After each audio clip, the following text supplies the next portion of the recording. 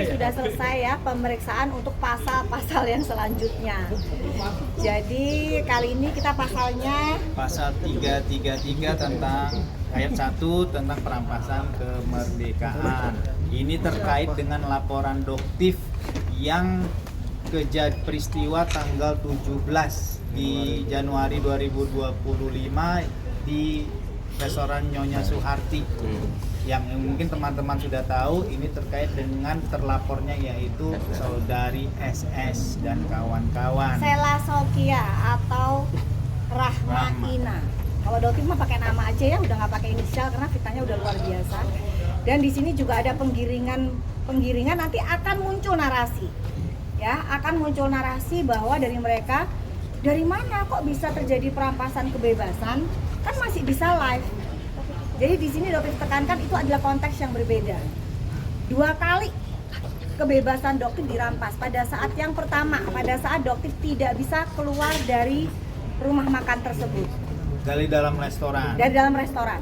Ya, itu sudah jelas, kalian semua bisa melihat.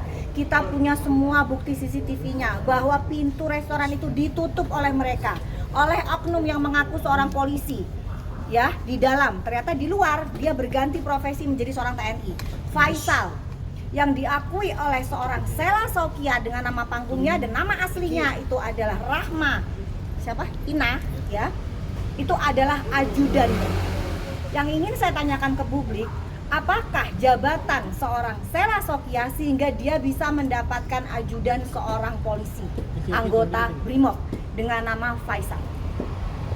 Itu yang sampai saat ini tidak terungkap ke publik.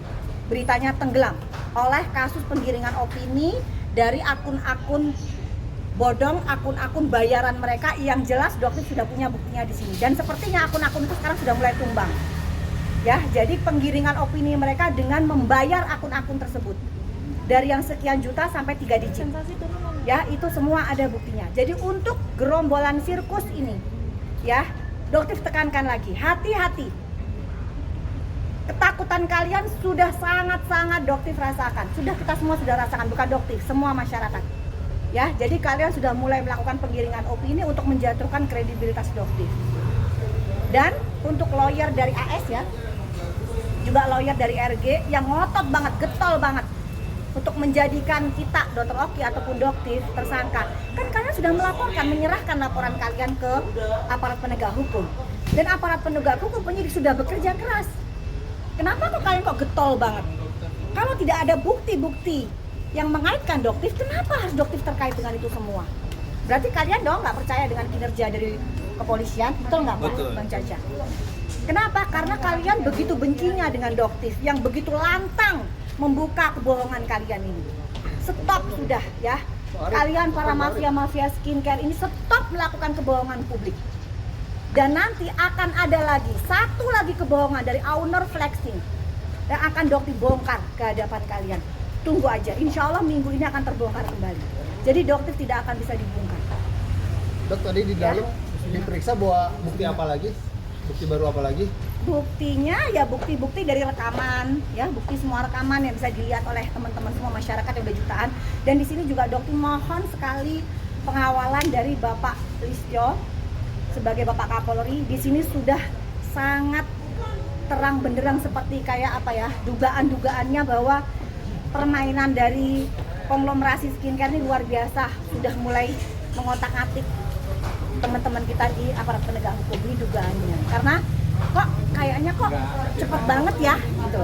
Sedangkan prosesnya Doktif ini kok agak lambat karena apa gitu. Doktif sih berharap memang karena mereka bekerja, cuman karena butuh saksi-saksi yang panjang ya guys ya. Jadi kemarin sudah kalian ketahui lihat bahwa beberapa seperti Sela Sokia, Arif Afanda, Hardi Rukmana, siapa lagi itu?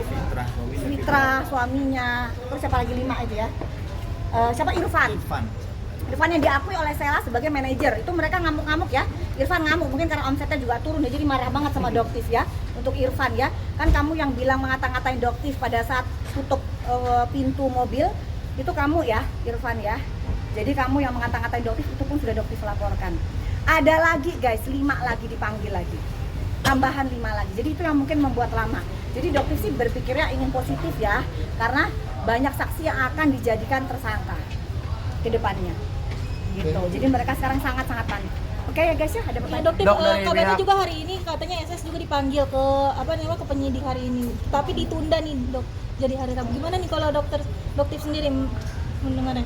Kalau Doktif sih sampai saat ini nggak tahu ya soal itu. Dan untuk laporan apapun Doktif nggak tahu ya. Mungkin teman-teman bahkan yang mungkin lebih tahu. Mungkin teman-teman lebih tahu sebenarnya ini terkait Jadi panggilannya dengan panggilan. apakah memberikan keterangan, penjelasan, Ya. atau atas laporan Doktif, itu pun juga Doktif nggak tahu. Dok, pihak SS mengatakan bahwa akibat review yang dilakukan oleh Doktif itu sangat berpengaruh sehingga penurunan omset dan pemecatan Betul. karyawan. Nah, mungkin gimana Dok tanggapannya akan statement itu Dok? Apakah mereka memikirkan kerugian triliunan yang sudah masyarakat rasakan? Bagaimana mereka membeli produk berulang-ulang, berbulan-bulan, bertahun-tahun, dan tidak memberikan hasil atau efek seperti yang mereka janjikan?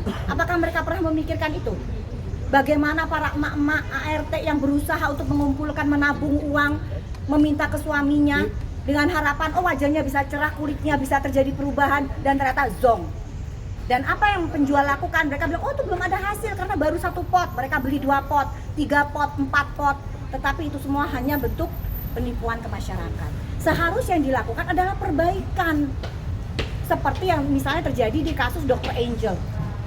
Mereka melakukan perbaikan kok. Mereka membuang, menarik, gitu, menghancurkan, dan mereka memproduksi yang baru. Dan sekarang gimana? Omsetnya membludak. Gitu. Jadi tujuannya Doktif cuma satu, perbaikan. Jangan ada masyarakat lagi yang tertipu. Proses ini sudah terjadi bertahun-tahun, guys. Masyarakat ini sudah dibodohin bertahun-tahun. Gitu. Mau sampai kapan? Gitu ya. Doktif muncul dengan segala resikonya. Mungkin ya ada yang sekarang tergiring opini, silahkan. Penyidik akan membuktikan. Tapi dengan dilapornya seperti ini bakal tetap nge-review produk skincare yang lain nggak Dok? Tetap, bahkan tadi Doktif juga sempat konsultasi juga, apalagi untuk produk-produk yang tidak memiliki izin edar Badan POM atau yang dengan jelas Doktif pada saat melakukan uji lab positif mengandung merkuri, itu pasti Doktif akan lantang bicara. Dan apa akibatnya? Pasti bakalan ada buzzer-buzzer yang lebih gencar menyerang Doktif karena mereka tidak ingin penjualan merkuri mereka, skincare mereka yang berbahaya menjadi tidak laku. Jadi benar-benar mau memberantas mafia skincare atau gimana sih? Banget, Dok? banget. Itu memang tujuan dari awal dan akan tetap terus Doktif lakukan. Dok, kan ada pasal perselingkuhan itu dan pasal pelecehan seksual yang hilang. Enggak, tetap ada. Jadi pasal pelecehan seksual itu tetap ada karena kalian bisa lihat kan bagaimana mereka amnesia, mereka bilang tidak menyentuh, tidak tersentuh, sedangkan jelas banget dilihat oleh jutaan masyarakat, ya. Ada buktinya, apa yang kalian mau elakkan? Untung semua itu terlihat dengan jelas. Jadi nggak bisa lagi mereka ngeles. Yang jelas terkait dengan kejadian tanggal 17 itu, yang pertama kita laporin pasal 335. Selanjutnya begitu kita review lagi, review dengan bukti-bukti yang ada, maka muncul pasal-pasal berikutnya yang kebetulan kita sudah laporkan ke sini, dan itu sudah tinggal kita nunggu beberapa panggilan dari tim penyidik untuk memberikan klarifikasi terkait dengan laporan yang kita telah buat. Itu aja sekarang saat ini. Tapi terkait untuk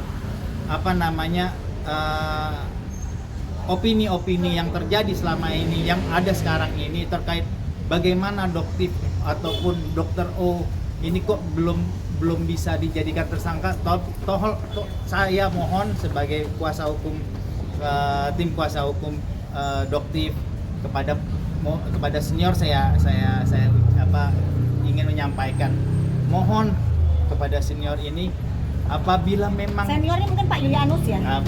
Pak Yulianus, Yulianus, sampaikan aja Pak Yulianus ya. saya Jadi, mohon memang beliau percaya dengan jalannya hukum ini terkait dengan laporan yang sudah dibuat oleh kliennya, kami mohon percayakanlah kepada teman-teman penyidik dari Polri dan dari Polda ini. ya, betul. Jadi jangan seakan-akan ingin memberikan tekanan-tekanan kepada para penyidik ataupun para petugas hukum kita, Polda ataupun Polri. Ini untuk memberikan tekanan kepada penyidik agar Doktif ini menjadi seorang tersangka. Padahal bukti-bukti yang telah diperlihatkan selama kita di pemeriksaan, alhamdulillah pendapat saya, rekan dari tim juga, tidak ada yang menyangkut sama sekali dengan Doktiv. Itu aja yang saya ingin garis bawahi. Ada Dan Doktiv? saya juga ada sedikit menyampaikan pesan juga untuk Pak Yulianus ini. Ya, kemarin beliau sempat berstatement bahwa kenapa handphone DS bisa diambil. Itu adalah suatu hoax ya guys. Itu adalah pemberitaan yang sangat hoax ya. Jadi sedangkan Doktiv juga tantang, tapi ternyata sampai sekarang beliau tidak memberikan klarifikasi.